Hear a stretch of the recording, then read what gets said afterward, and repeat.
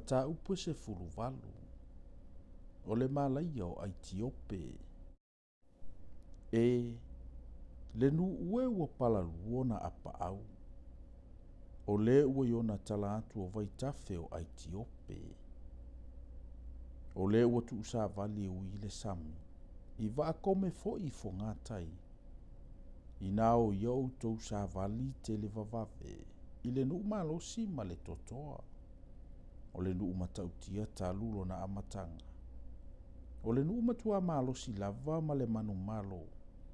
Ua so vaitafe lo latu lau ele.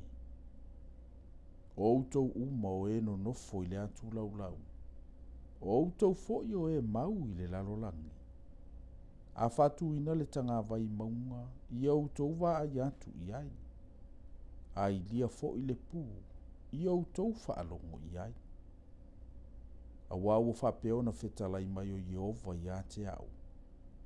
O te nofo fi le mu. Ma ova ai atu i le mea o te nofo ai. E peio le vevela te le i la awiti. E peio le sau wa toto i le vevela i ona poe sele ai. Awa, a ole i o ona poe sele ai. Ama vai le funga.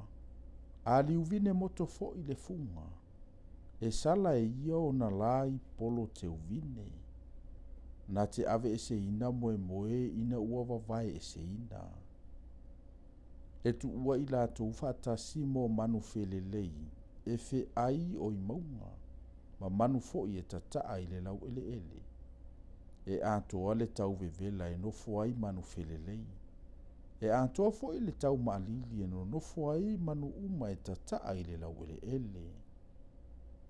O na po ia, e au mai ai mea alofa ia i o vau au.